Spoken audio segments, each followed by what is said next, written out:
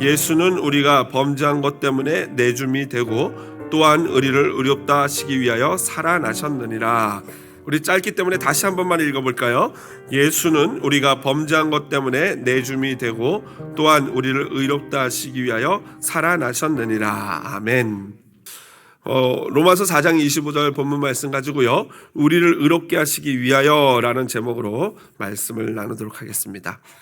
교회 역사를 보면요, 교회 역사가 원래는 예수님이 부활 승천하신 후에 초대교회가 한 단일교회로 교회가 존재하다가 1045년이 돼서 교회가 대분열을 하게 됩니다. 1054년이 돼서 교회가 대분열을 하게 됩니다. 그래서 교회가 서방교회와 동방교회로 나뉘게 되는 사건이 일어나는데요. 한번 우리가 지도를 보면서 간단하게 교회의 역사에 대해서 설명을 드리도록 하겠습니다. 예수님이 부활 승천하시고 교회는 여기가 보면 이게 지중해입니다. 이 부분이 지중해를 중심으로 여기 보면 예루살렘이 있어요. 예루살렘이 바로 초대교회의 본거지죠. 여기서 시작된 교회가 북쪽으로 안디옥, 그리고 여기 보면 콘스탄티노플이라고 되어 있는데 여기는 오늘날로 치면 이스탄불이고요. 예전에는 비잔틴이라고 불리는 터키 지역입니다. 그리고 바로 여기에 보면은 로마가 있습니다. 그리고 이 밑에 보면은 아프리카로 가는 길목에 바로 알렉산드리아라는 유명한 도시가 있죠. 그래서 초대 교회는요, 원래는 단일 교회를 시작해서 그 교회가 점점 번져나가면서 교구가 확장됩니다. 오늘날 교회처럼 교구를 나누게 됐어요. 그래서 교구가 총 5개였는데 예루살렘, 알렉산드리아, 안디옥, 콘스탄티노플, 그리고 로마입니다. 암만 해도 이때 당시에 로마가 모든 것을 제패하고 있었기 때문에 로마에 있는 교황을 중심으로 해서 이렇게 이제 복음들이 이 중심으로 해서 이 교회가 형성이 되는데요. 점점 이제 문화와 어떤 제국의 정치적인 갈등으로 인해서 교회가 조금씩 갈라지기 시작하면서 결국에는 1054년에 동방교회와 서방교회가 서로를 파문합니다. 그러니까 동방교회에서는 서방교회를, 서방교회에서는 동방교회를 파문함으로 교회가 완전히 갈라서게 되는데, 서방교회라 하면요, 교황을 중심으로 한 로만 카톨릭을 서방교회라고 하고요, 동방교회는 이 콘스탄티노플, 안디옥, 예루살렘, 그리고 이 알렉산드리아가 합쳐져서 동방교회라고 합니다. 그러나 그 이후에는 서방교회는 자연스럽게 당연히 캐톨릭으로 그 서방교회가 대표되어졌고요. 동방교회는 원래는 이제 그리스 정교회라는 거 여러 들어보셨죠? 그럼 뭐 러시아 정교회 이런 것들이 있었는데 지금은 현재 주로 러시아 정교회가 중심이 되어서 교회가 나누어져 있습니다. 뭐 사실 그 교회들이 갈라지게 된 근본적인 문제는요, 성상 숭배와 같은 그런 문제, 그리고 또 예수 그리스도의 신성과 인성과 관련된 서로의 조금씩 차이 나는 관점에 의해서 점점 벌어지기 시작하다가 한 주교가 상대편 어떤 교회를 파문함으로 말미암아서 서로 파문장을 던지고 서로가 서로를 파문하면서 우리만 교회다라고 얘기하게 된 것입니다. 그래서 역사적으로 보면은 역사적으로 보면은 로만 카톨릭이 이 교회 공동체에서 이렇게 독립적으로 나온 거로 역사적으로 보여지고요. 그러나 서로 주장하는 것은 바로 자신들의 교황 중심의 체제에 동방교회가 같이 협력을 안 해서 파문시켰고, 동방교회 역시 마찬가지로 단일교회에서 로만 카톨릭이 뛰쳐나갔다라고 서로를 이야기합니다. 그런 반목 서로 싸우는 것이 한 1000년이 더 가까이 지나고 나서 1965년에 이르러서 교황 바오로 6세와 아테나고라스 총대주교가 서로 파문을 취소해요. 그러니까 한 900년 전에 우리가 서로 파문했는데 그 파문장 무효, 찢어버리자 하고 찢어버려요. 그러나 이미 900년을 따로 지내왔기 때문에 이 갈라진 교회의 차이점과 이 갭은 메꿀 수가 없었습니다. 그래서 단일교회를 형성하고 싶지만 지금은 여전히 각자의 길을 가고 있습니다. 그런데 사실 우리 기독교의 신학의 관점으로 볼 때 로만 카톨릭도 그렇고 동방정교회도 그렇고요, 살짝 약간씩의 문제가 있어요. 아까도 말씀드렸지만 캐톨릭의 문제는 숭상 숭배, 그 당시에 숭상, 그냥 마리아상이라든가 뭐 흉상들을 만들고 또 초상화들, 성자, 세인트들의 그림을 그리고 거기에다가 예수님을 섬기듯이 경배하는 이런 것들이 문제가 됐고요.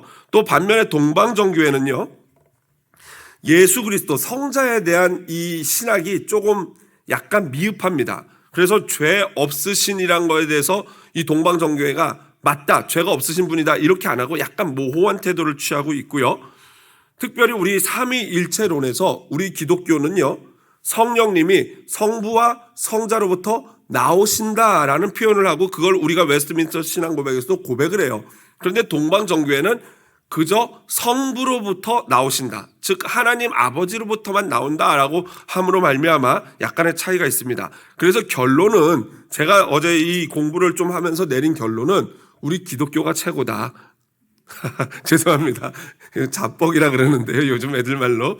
우리 기독교가, 제가 볼 때는 개인적으로, 제가 기독교 개신교의 목사여서 그런지 몰라도 신학적으로 볼 때 성경에 가장 충실한 신학이 바로 우리 개신교의 신학이 아닐까 생각을 합니다. 그렇다고 해서 개신교 신학이 100% 완벽하다 그렇게 말은 못하죠. 100% 완벽한 건 없습니다. 조금씩 시대에 따라서 잘못된 오류가 발견되면 용감하게 정정을 해야 돼요. 이건 우리가 그동안 잘못 알고 있었다, 성경을 연구해보고 우리가 공부해보니까 이게 맞다라고 정정할 용기가 있어야 됩니다. 그런 점에서 개신교, 개혁신학은요, 끊임없이 말씀으로 돌아가는 신학입니다. 그런 점에서 개신교가 최고다라고 제가 농담삼아 말씀을 드린 것입니다. 하지만 우리가 또 이 교회, 캐톨릭이라든가 동방정교회로부터 본받아야 될 것들은 또 있습니다. 너무 막 이단 이런 식으로 가면 안 되고, 왜냐하면은 세계에서 기독교다라고 말할 때는요, 캐톨릭과 동방정교회와 개신교를 합쳐서 기독교라고 합니다. 여러분이 뭐 기독교인 숫자가 세계에서 제일 많다 그러면 우리 개신교 숫자라고 착각을 하시는데 그게 아니라 캐톨릭과 동방정교회 그리고 우리 개신교를 합쳐서 숫자가 제일 많은 거고요. 사실은 제일 많은 숫자는 캐톨릭이 제일 많고 동방정교회, 그 다음 우리 개신교입니다. 그러니까 어떻게 보면 우리가 숫자로도 훨씬 적은 거죠. 왜냐하면 당연히 늦게 출발했으니까요. 1517년에 종교개혁을 하면서 나왔기 때문에 그렇습니다. 그러므로 우리가 본받아야 될 게 있다면 그들은 이런 특히 러시아 정교회 같은 경우에는 이런 절기들을 굉장히 정성껏 마음을 다해서 굉장히 축제로 잘 절기를 지킵니다. 그래서 러시아 정교회는요, 부활절 인사를 부활절날 만날 때마다 하는데, 우리는 그냥 뭐 이 서구 이 미주 사회 문화에 뭐 해피 이스터라고 해서 부활절이라는 어떤 개념도 그 느낌도 안 들어가 있어서 마치 그냥 토끼나 뭐 계란 이런 거 생각만 많이 나는 문화로 바뀌었는데요. 이 러시아 정교회는 이렇게 인사를 합니다. 앞선 사람이 먼저 예수 부활했습니다 라고 하면 그 다음 듣는 사람이 진실로 부활했습니다 라고 답한대요. 그래서 크리스토스 바스크레스 하면 바이스진누 바스크레스, 내가 가만히 보니까 바스크레스가 부활했습니다 하고 크리스토스가 그리스도예요. 그래서 여러분 한번 우리 서로 다시 한번 인사해 볼까요? 크리스토스 바스크레스. 그렇죠. 이내규 장로님처럼 하셔야죠. 제가 크리스토스 바스크레스 하면 여러분이 뭐라 그래야 됩니까? 바이스진누 바스크레스. 네, 됐어요. 우리 한국말로 하겠습니다. 다 같이 옆에 좌우에 계신 분에게 예수 부활했습니다. 네, 그러면 진실로 부활했습니다. 오늘 하루 종일 만나는 분마다 예수 부활했습니다 인사하시면은 진실로 부활했습니다라고 같이 인사하시기를 부탁을 드립니다. 여러분, 예수님의 부활에 대해서 많이 들어왔습니다. 그런데 우리가 정작 예수님의 그 부활이 나와 어떻게 상관이 있고 어떻게 작동을 하는지, 그 부활이 나에게 어떤 의미가 있는지를 잘 사실은 모릅니다. 그래서 오늘 본문을 통해서 어떻게 보면 조직신학적인 설교라고 할 수 있는데요, 이 신학에 대해서 우리가 좀 기초적인 지식을 한번 나눠보고 부활이 어떻게 나와 상관이 있고 어떻게 작동이 되는지를 한번 살펴보도록 하겠습니다. 먼저 부활이 나에게 작동하기 위해서는 첫 번째 필요한 것이 있습니다. 그것은 먼저 그리스도와 함께 내가 십자가에 죽어야 한다는 거예요. 여러분, 부활하려면 어떻게 해야 됩니까? 먼저 죽어야 됩니다. 죽지 않으면 부활은 있을 수가 없겠죠. 그러므로 먼저 그리스도와 함께 십자가에서 죽어야 됩니다. 그럴 때 부활이 벌어집니다. 갈라디아서 2장 20절, 로마서 6장 8절, 여러분 함께 소리내어서 읽어보도록 하겠습니다. 내가 그리스도와 함께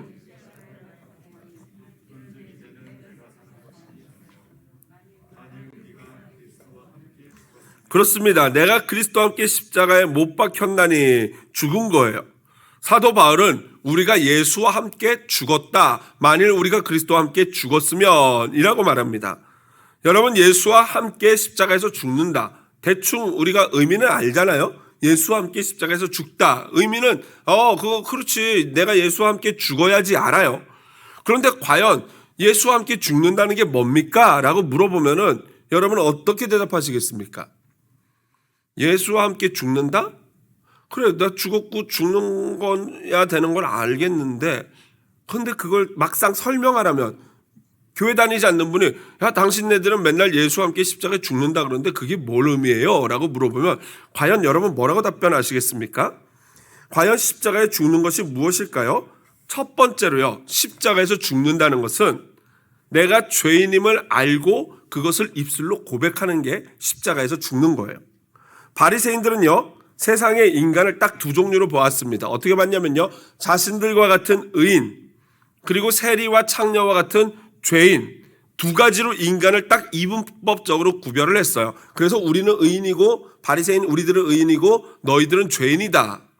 그래서 그들이 요한복음 8장에 보면은 가늠하다 붙잡혀온 여인을 사람들 중앙에 세워놓고 손에 살기 등등하여 돌을 들고 예수님께 물어봅니다. 예수님, 모세의 율법에서는 가늠하다 잡힌 여인은 죽이라고, 돌로 쳐 죽이라고 했는데 어떻게 할까요? 물어봐요. 근데 이것은 딜레마적인 질문이죠. 왜냐하면 예수님은 그동안 사랑에 대해서 계속 말씀을 하셨는데 예수님이 보고 갑자기 가늠하다 잡힌 이 여인을 어떻게 할까요? 돌로 칠까요? 물을 때 돌로 치라 그러면은 예수님이 가르친 것에 반하는 것이고, 반대로 돌로 치지 말라 그러면 어떤 문제가 벌어집니까? 모세의 율법을 정면으로 대적하는 게 돼요.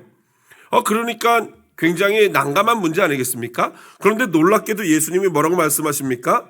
죄 없는 자가 먼저 돌로 치라라고 말씀하셔요. 그때까지도 사람들이 이게 무슨 말이지 했는데, 뜨끔했는데, 그 뒤에 요한복음을 보면 예수님이 땅에다 무엇인가를 그적였다고 나와요. 쓰시더라라고 나와요. 근데 뭘 썼는지는 정확히 몰라요. 그런데 어떤 학자들은 말하기를 거기에다가 그 자리에 모인 맨 앞에 있는 사람들부터 이름을 쓰고 죄목을 쓰기 시작했다는 거예요. 예를 들면 개똥이, 어제 화투침, 소똥이, 어제 눈깔 사탕 훔침, 뭐 이런 걸 쓰기 시작한 거예요. 아무도 모르는 자기의 감춰진 죄를 주님이 하나씩 쓰는 거예요. 그러니까 사람들이 너무 놀라가지고 자신의 벌거벗은 모습이 드러날까봐 얼른 돌을 버리고 도망가기 시작했다는 거죠. 굉장히 그럴 수 있을 가능성이 충분히 있습니다. 그러고 나서 다 사라지고 나자 그 자리에는 예수님과 가늠하다 붙잡혀인 여인, 그리고 그들이 버리고 간 돌만 남았겠죠. 예수님이 그녀에게 물어보죠. 나도 너를 정죄하지 않으니 다시는 이런 짓을 하지 말라라고 말씀하십니다. 그렇습니다. 예수님은요, 무엇을 하신 겁니까? 지금 예수님은 의인과 죄인으로 구별하던 그 바리새인들의 잘못된 가치관을요, 죄인임을 아는 죄인과 내가 죄인임을 모르는 죄인으로 두 가지로 패러다임을 변화시킨 것입니다. 패러다임 시프트가 일어난 거예요. 한마디로 사람은 다 한 종류, 딱 죄인이라는 한 종류인데, 굳이 구별하자면은 한 죄인은 자신이 죄인인 걸 알아요. 그리고 또 다른 죄인은 자기가 죄인인 걸 몰라요. 그래서 파스칼은 다음과 같이 말했습니다. 죄가 많은 것은 분명 악이다. 그러나 죄가 많으면서 그것을 인정할 마음이 없는 것은 더 큰 악이다. 여러분, 왜 예수를 안 믿으면 지옥에 가시는지 알겠죠? 다 똑같은 죄인인데 예수를 믿는 우리는 내가 죄인임을 믿습니다, 인정합니다요. 그리고 불신자들은 내가 무슨 죄인이야, 내가 그래도 부끄럽지 않게 살아왔는데, 이거죠. 그 차이입니다. 인간은 여러분 모두 죄인이고요, 그 사실을 인정하는 자와 인정하지 않는 자만 존재합니다. 그러므로 예수와 함께 십자가에서 죽는다라는 것 첫 번째는요, 바로 십자가에서 죽으신 예수님이 나 때문에, 내 대신 내가 죽어야 되는데 돌아가셨다라는 것을 인정하는 자인 것이죠. 두 번째로 십자가에서 죽는다는 것은요, 죄에 대하여 죽는 것입니다. 사도 바울은 다음과 같이 말합니다. 로마서 6장 6절 같이 한번 읽어보겠습니다. 우리가 알거니와 죄의 몸이 죽어 다시는 우리가 죄에게 종노릇하지 아니하리니. 맞습니다. 예수님이 우리 죽으심으로 말미암아 우리도 같이 십자가에서 죽었어요. 그리고 우리는 이제 더 이상 죄에게 종노릇하지 않으냐 하려고 그렇게 하는 것입니다. 그런데 문제는 뭡니까? 이런 말씀을 보면 예수 믿는 자는 분명히 죄에 대해서 죽은 존재인 것이 맞고 분명히 죄에 대해서 죽은 것처럼 살아야 되는데, 그런데 현실상 나의 모습을 보면 어떻습니까? 이게 죄가 죽은 거는 고사하고 버젓이 살아가지고 막 죄가 펄떡펄떡 뛰지 않습니까? 이 제자훈련도 그래요. 제자훈련 받는 1년간은 막 다 모든 죄가 사라진 것 같고 죽은 것 같아요. 그런데 제자훈련이 끝나고 나면은 예수님이 부활해야 되는데 뭐가 부활해요? 죄가 부활해요. 그래서 시간이 지나면서 죄가 꿈틀꿈틀 이러고 올라와가지고 막 그 모습에 굉장히 힘들어하지 않습니까? 왜 그럴까요? 그것은 바로 죄의 습관, 즉 죄의 냄새가 우리에게 남아서 그렇습니다. 이거를 죄의 노예라고 사도 바울이 표현을 한 것이고요. 성경의 신학적인 표현을 빌리자면은 여전히 우리 안에 죄성이 남아있기 때문에 그렇다라고 표현하는 거죠. 이 재미난 비유가 있어요. 실제적인 일인데요. 하버드 대학의 에드워드 윌슨이라는 교수님이 생물학자가요. 이 개미를 가지고 한번 실험을 했대요. 개미를 놓고 개미 한 마리를, 죽은 개미 한 마리를 개미 그 굴 속에 놔뒀대요. 그런데 이 개미들이 죽은 개미를 인지하지 못하더랍니다. 근데 신기한 것이 며칠 지나고 나니까 죽은 개미를 다 같이 이렇게 들어다가 밖에 쓰레기더미에 버리더래요. 이게 백발백중이래요. 그래서 연구를 했습니다. 그 연구 결과가 뭐냐면은 개미들은 죽었다는 것을 눈으로, 시각으로 인지하는 게 아니라 후각, 냄새로 인지를 하는 겁니다. 그래서 죽은 개미가 썩어서 냄새가 날 때쯤에는 영락없이 그걸 집어다가 밖에다 버리는 거래요. 그때 죽을 때 나는 냄새가 바로 올레산이라는 건데, 그 올레산을 이 교수님이 재미삼아 시험을 해봤대요. 조그마한 종이에다가 올레산을 묻혀가지고 개미 굴 속에다 넣었답니다. 개미들이 어떻게 할까요? 여기 시체가 있네 하면서 또 그걸 여전히 옮기더라는 겁니다. 마지막으로 이 에드워드 윌슨 교수님이 잔인한 실험을 했어요. 살아있는 개미 한 마리를 잡아다가 걔한테 뭘 묻혔겠습니까? 올레산을 묻혔습니다. 그래가지고 개미굴에 넣었어요. 그랬더니 개미들이 어떻게 하겠습니까? 버젓이 살아서 막 꿈틀대는데도 막 득달같이 달려들어가지고 얘는 시체야 하면서 데리고 나가가지고 쓰레기 더미에 버리더랍니다. 그 개미가 다시 갈 수 있을 때는 그 냄새를 다 목욕하고서야 다시 들어갈 수 있었다고 해요. 여러분, 이 비유가 말하는 게 바로 그겁니다. 살았으나 죽은 개미. 반대로 또 바꿔 말하면은 개미들에게는 그 살아있지만 그 냄새로 그 개미 친구들이 보기에는 얘는 분명히 뭐예요? 죽은 존재인 거예요. 이게 바로 오늘 우리의 죄성과도 약간 비슷합니다. 이게 약간 반대로 돼 있지만 마찬가지예요. 우리 몸에 남아있는 죄의 냄새가 마치 죽음의 냄새와 같은 것이죠. 그걸 바로 아까 말씀드린 것처럼 신학적 표현으로 구원을 받았지만 여전히 우리 안에 남아있는 죄성이라고 얘기합니다. 여러분, 사실상 육체를 가진 우리 인생이요, 완전히 죄를 안 지을 수 있는 때는 언제겠습니까? 천국에 갈 때예요. 우리의 죄성이 여전히 육체를 입고 있느라는 남아있기 때문에 아무리 죄를 안 지으려고 노력을 해도 사실은 우리 안에는 죄가 있고 죄를 지을 수밖에 없는 거예요. 물론 성자들처럼 죄를 끝까지 안 짓는 사람들이 있지만 마지막 하나님이 은혜를 주시지 않았으면 그들도 그 다음날 얼마든지 실수하고 죄를 지을 수 있는 존재가 바로 인간이라는 것입니다. 그러므로 사도 바울은 이것을 알기 때문에 우리로 하여금 너희는 죄에 대하여 죽은 존재다라고 말을 했지만, 그럼에도 불구하고 6장 11절에 보면은 너희 자신을 죄에 대하여 죽은 자로 여길지어다라고 다시 해석해 줍니다. 무슨 말입니까? 우리 스스로 죽은 자로, 죄에 대하여 죽은 자로 여기라는 거예요. 이건 의미가 뭡니까? 한마디로 죄를 사랑하지 말라라는 얘기입니다. 잠언 8장 13절에 보면 이런 말씀이 있어요. 여호와를 경외하는 것은 악을 미워하는 거다. 여러분, 여호와 하나님을 어떻게 사랑합니까? 여호와를 어떻게 경배합니까? 어떻게 예배합니까? 여호와를 예배하고 경배하는 자는요, 죄악을 미워한대요. 죄를 미워하는 마음을 갖는 것, 그것이 바로 죄에 대해서 죽는 것입니다. 그리고 그 과정을요, 신학적 용어로 성화된다라고 표현합니다. 세 번째로 십자가에서 우리가 죽는다라는 것은요, 바로 과거에 죄책감이나 상처에서부터 벗어나는 것입니다. 여러분, 십자가에 죽는 것은요, 바로 내 안에 있는 죄의 문제들, 죄책감의 문제들, 상처의 문제들에서 해방되는 거예요. 여러분, 노예가 주인으로부터 자유를 어떻게 얻습니까? 노예가 주인으로부터 자유로워지는 순간은요, 바로 죽는 순간이에요. 그렇습니다. 우리는 사도 바울이 성경에서 표현하기를 너희는 죄의 노예였다 그랬어요. 죄의 노예였던 우리가 그 죄로부터 자유로워질 수 있는 순간은 죄에 대하여 죽는 거예요. 그럴 때 비로소 우리는 죄의 노예에서 해방이 되는 겁니다. 그러므로 여러분, 우리는 과거 죄책감이나 상처에 자꾸 함몰돼서는 안 됩니다. 이 바울과 베드로를 보십시오. 모두 예수님을 배신하고 예수님을 괴롭히는 핍박자였지만 그들이 예수 그리스도의 십자가의 은혜로 그 죄책감과 과거의 죄에서 해방을 경험합니다. 베드로가 그러지 않았습니까? 예수님을 배반했지만 부활하신 후 찾아오신 예수님 덕분에 그 은혜를 경험하고 죄에서 노임을 받게 되는 거죠. 여러분, 그러므로 반복해서 여러분의 과거를 묵상하지 마십시오. 여러분, 뭘 묵상해야 됩니까? 하나님을 묵상하고 하나님의 말씀을 묵상해야 할 줄로 믿습니다. 계속해서 어리석은 사람들은 내 과거에 지었던 죄, 과거에 내가 받은 상처, 내가 했던 악, 또는 나에게 악을 준 사람, 이런 것들을 계속 반복적으로 묵상함으로 말미암아 거기에 함몰되어 버립니다.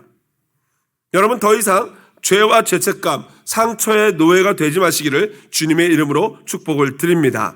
여러분, 불신자들이 가장 믿지 못하는 것 중 하나가 바로 예수님의 부활 아니겠습니까? 사실 어떻게 보면 당연한 반응이죠. 사람이 죽었다가 다시 산다? 여러분, 그것을 어떻게 믿겠습니까? 사람은요, 죽었다가 다시 살 수 없습니다. 그러나 예수님은 사람이시기도 하지만 동시에 하나님이셨습니다. 즉, 초자연적인 분이십니다. 그렇기 때문에 초자연적인 하나님은 이 땅에도 초자연적인 방법으로 오고 초자연적인 방법으로 가시는 것이 맞습니다. 그런데 문제는 뭐냐면요, 초자연적으로 왔다가 초자연적으로 가시기만 하면요, 이거는 SF 공상 영화와 다를 바 없어요. 그렇죠?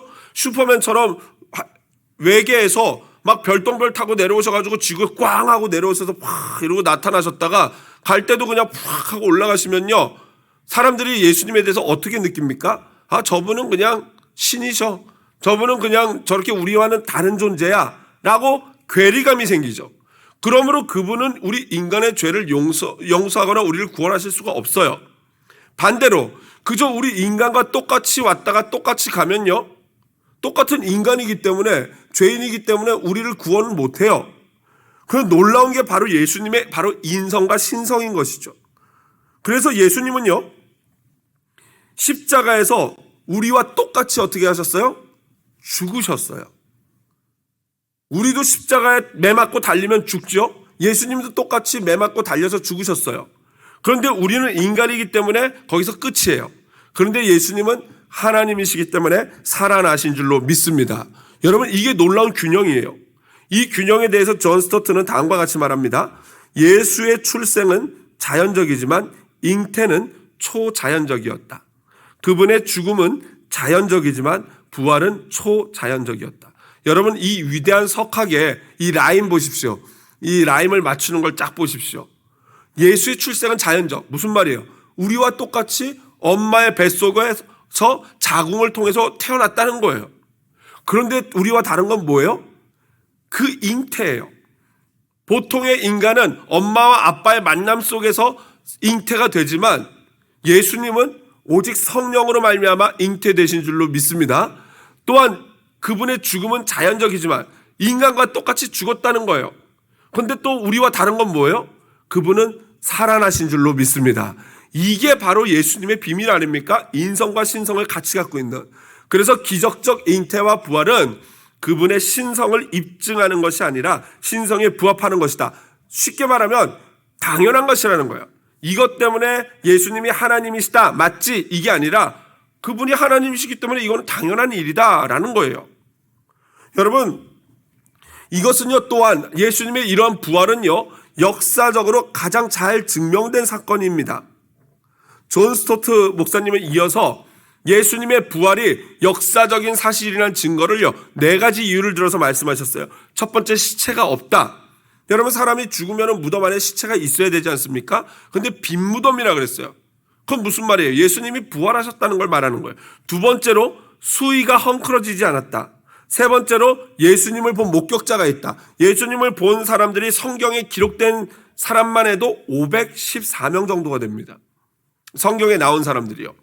그 500명의 신도에게 한꺼번에 보이셨고 제자들 13명, 사도 바울에게 보이셨기 때문에 그렇게 잡고 있습니다. 마지막으로 중요한 건데요, 제자들이 변했다예요. 여러분 생각해 보십시오. 제자들이 예수님 십자가 지실 때 어떻게 했습니까? 다 도망갔죠. 마치 바퀴벌레가 불 켜면 도망가듯이 예수님 십자가에 달리니까 다 하고 도망갔어요. 그런데 예수님이 부활하지 않았다면은 그들이 왜 예수를 위해서 죽겠습니까? 생각해 보십시오. 예수님 살아계셨을 때도 도망간 자들이 왜 이미 예수님 죽었는데 왜 다들 순교를 하냔 말이죠. 그것은 바로 예수님의 부활함을 봤기 때문이라는 것이죠. 그 다음 제가 이번에 이 공부를 하면서 이 목사이고 제 수십 년간 목회를 하고 이 신학을 공부했지만 부끄러운데 이번에 또 절실하게 깨달은 이 수위가 헝클어지지 않았다. 이게 제가 볼 때는 한국말 성경이 번역이 좀 디테일하지 못해서 그런 것 같은데요. 요한복음 20장에 보면은 예수님의 무덤 안에 이 모습이 나오는데요. 수위가 헝클어지지 않았다. 수위가 그대로 놓여 있었다라고 돼 있어요. 요한복음에 보면 20장에 보면. 그런데 그걸 원문으로 보면요. 여러분 이 고대 근동의 팔레스타인 지역에서 이 염을 할 때 마치 이 애굽의 미이라처럼 이 붕대를 둥둥 감고 수의로 꽉 묶지 않습니까? 그런데 수위가 헝클어지지 않았다는 건 무슨 말이냐면요. 그 수위가 이렇게 묶인 채로 있었다면은 수위가 예수님이 거기서 쑥 빠져나오고 그 수위가 모양 그대로 마치 번데기에서 나비가 나온다는 것처럼 그 모양 그대로 그냥 숨만 죽어서 부피가 예수님이 빠져나오니까 그 부피가 가라앉아서 그 모양 그대로 있었다는 거예요. 거기다 또 요한복음에 보면 하나 더 나옵니다. 수의를 쌀 때 목을 내놓고 여기까지 수의를 입히고 얼굴은 따로 이렇게 또 칭칭 감아가지고 얼굴을 다 감쌉니다. 그런데 요한복음에 보니까 그 얼굴을 감쌌던 건 역시도 조금 그 수위가 있는 데서 약간 떨어진 것에 따로 있었대요. 그런데 어떻게 있었냐면은 이렇게 생각하시면 돼요. 마치 오토바이 헬멧을 썼다가 헬멧을 벗은 것처럼 고스란히 그 얼굴을 감쌌던 붕대가 나와 있었던 거예요. 그러니까 여러분 이게 너무 신비하지 않습니까? 수위가 이렇게 꽁꽁 묶여 있는데 거기서 나오려면 가위로 쭉 자르든지 아니면 다 풀르든지 해야지 나올 수 있지 않습니까? 근데 예수님이 어떻게 나왔다는 거예요? 말 그대로 누워있는 상태에서 그 몸이 쑥 일어난 거예요. 그래서 성경에 보니까 하나님이 그를 죽은 자 가운데서 일으키시사라고 나와요. 일으키시사. 너무나 놀랍습니다. 제가 이 말씀을 주면 그렇구나. 그러면서 이 얼굴을 감쌌던 것도 마치 헬멧 벗듯이 쓱 이렇게 뺏어서 그 헬멧 모양 그대로 옆에다 뒀다는 거예요.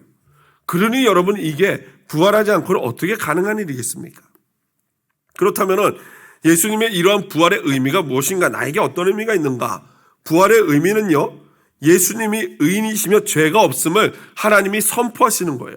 무슨 말입니까? 예수님이 모든 인류의 죄를 지었기 때문에 죽을 수밖에 없었어요. 그런데 문제가 뭐가 되냐면 지난 금요일도 말씀드렸지만 예수님은 의인입니까? 악인입니까? 의인이세요. 그런데 의인이 죽으면은 하나님의 공의가 어떻게 됩니까? 하나님은 의인은 살리시고 악인을 벌하시는 게 공의의 하나님인데 의인인 예수님이 죽었단 말이에요. 그거는 큰 잘못이죠. 만약에 예수님이 죽고 끝났다면은 하나님은 하나님이 아닌 게 돼요. 그런데 의로우신 하나님이 예수가 죄 없음을 인정해 주시고 예수를 다시 살려낸 줄로 믿습니다. 그래서 부활이 의미가 있는 거예요. 여러분, 부활이 없으면요, 우리 기독교는 아무것도 아닙니다. 그래서 예수님이 부활하심으로 말미암아 예수님이 의인인 게 증명이 되고 그러므로 말미암아 예수님이 평소에 하셨던 말씀도 곧 진리가 되는 거예요. 왜냐하면 평소에 했던 말씀이 거짓말이 되면 예수님은 의인이 아닌 게 되기 때문에 예수님이 살아났다는 것은 고로 평소에 했던 말이 모두 옳다라는 것이 되는 겁니다. 그야말로 부활이야말로 진리의 인증인 것이죠. 그렇다면 예수님이 왜 부활하셨는가? 바로 저와 여러분을 영광으로 인도하시기 위해서 부활하신 겁니다. 그래서 오늘 본문에서 뭐라고 말합니까? 또한 우리를 의롭다 하시기 위하여 살아나셨다. 아멘. 아멘이시죠? 이에 대해서 칼빈은 이렇게 해석합니다. 여러분 다 같이 큰 목소리로 소리 내어서 한번 같이 읽어주시기 부탁드립니다. 그의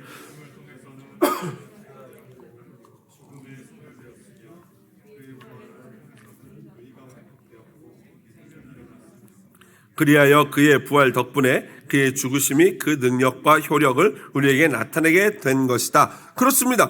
부활이 없으면요 죄사함도 없어요. 왜 그렇습니까? 예수님이 의인이 아니기 때문에. 예수님이 그냥 죽으면 예수님은 죄 때문에 죽은 거예요. 자기 죄 때문에. 그런데 예수님이 다시 살아나심으로 말미암아 죄가 없은 것이 되고 그러므로 그 예수님을 믿음으로 우리의 죄까지도 사라지는 겁니다. 한마디로 예수님이 부활하심으로 말미암아 십자가와 부활이라는 이 콤보 시스템이 가동되기 시작한 거예요. 자, 그렇다면은 사도 바울은 로마서 6장 8절에 만일 우리가 그리스도와 함께 죽었으면 또한 그와 함께 살 줄을 믿노니라고 말씀하고 계셔요. 한마디로 우리가 예수님과 연합하여 십자가에서 죽었다면은 그와 다시 함께 산다는 거예요.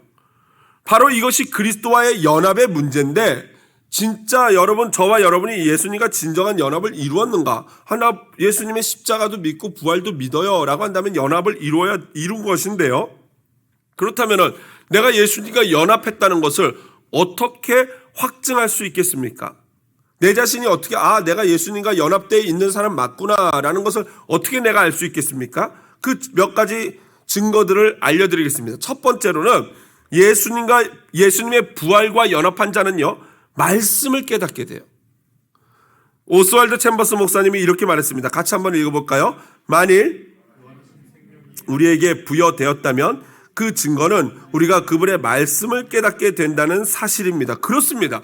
여러분이 이 팬데믹 기간에도 예배를 사모하고 예배에 참여하고 말씀에 귀를 기울이고 유튜브나 이런 데서 하나님의 말씀을 찾아보는 것 또는 구역 모임에 가서 말씀을 나누고 내 간증을 하고 다른 분들의 하나님이 해주신 이야기를 듣고자 하는 그 호기심, 궁금증 또 제자훈련과 같은 것을 통해서 하나님의 말씀을 더 깊이 연구하려고 하는 그러한 모든 것들이 여러분이 바로 예수님과 연합하여 부활한 사람인 것을 증거하는 줄로 믿습니다. 그래서 여러분 내 안에 말씀에 대한 궁금증과 말씀을 사모하고 그것이 어떤 말인지 설교를 들으면서 그렇구나 깨닫게 된다면은 여러분 안에는 예수님의 부활이 함께하는 것인 줄로 믿습니다. 확신하십시오. 두 번째로는 예수님의 부활과 연합한 자는요 삶의 변화가 일어나요. 여러분 제자들 보십시오. 그들은 예수님의 죽음 앞에 십자가 앞에 모두 다 하나같이 도망갔어요. 겁쟁이였어요. 그런데 그 겁쟁이들이 변하여 용사가 되었습니다. 여종 앞에서 예수를 3번이나 모른다고 저주하고 맹세하면서 부정했던 베드로와 요한이요. 여러분 나중에 예수님이 부활하시고 나서 어떻게 변합니까?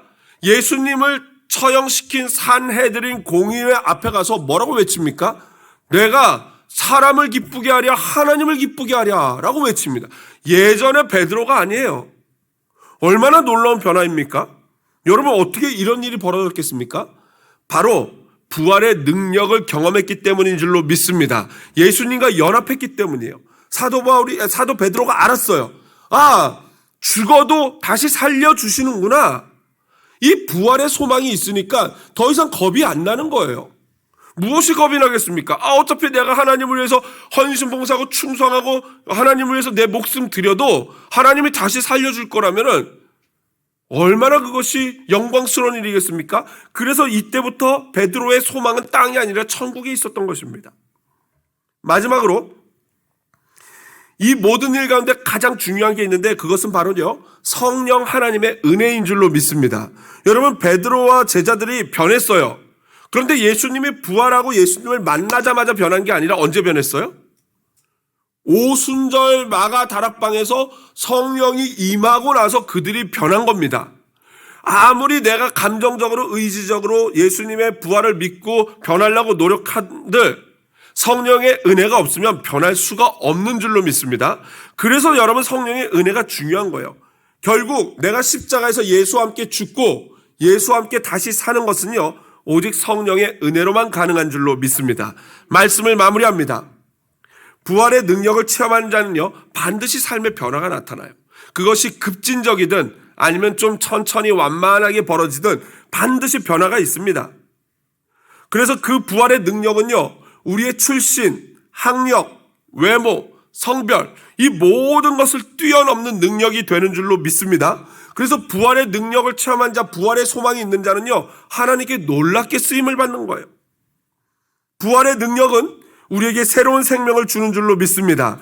어둠이 변하여 빛이 되게 합니다. 절망이 변하여 소망을 줍니다. 실패가 변하여 성공이 되는 줄로 믿습니다.